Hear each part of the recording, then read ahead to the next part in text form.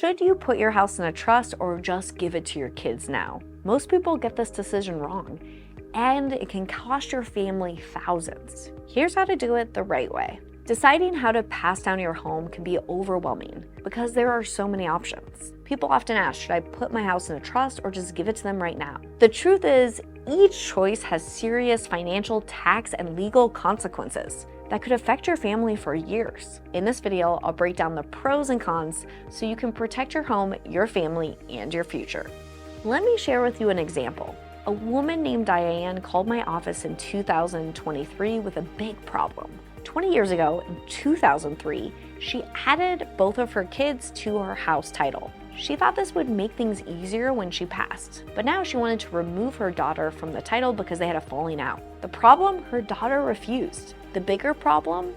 She had created a capital gains tax issue. Here's why. When you gift a house during your lifetime, your kids inherit your original purchase price as their cost basis. But if they inherit it after you pass, they get a step up in basis to the home's market value at that time. Her home was worth $150,000 in 2003, but it's now worth over $500,000.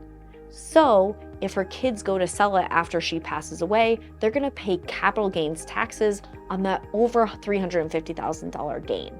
If she had used a trust instead, they would completely avoid this tax. This is because the basis would have been the value at time of death until they sell after death. So what's the right way to transfer your home? Instead of giving your house while you're alive, use a revocable living trust. It gives you the best of both worlds. Here's why a trust is a better option. You keep full control when you're alive. Your kids avoid probate when you pass away, so it transfers smoothly after you pass. And you don't create a capital gains tax issue for your kids that could cost them thousands of dollars. Diane could have avoided both the tax issue and the family conflict by using a trust instead of adding her kids to title while she's alive.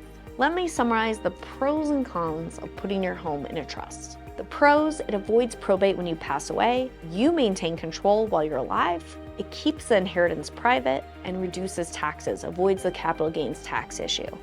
The cons: it does cost money to set up, but a lot less money than probate down the road. So the final takeaways: if you want to protect your home, keep control, a trust is a better choice. Want more estate planning tips? Download a free copy of my best-selling book, Legally Ever After. I'll link it here. And you should hit subscribe and turn on notifications. I share tips every day to help you protect what matters most.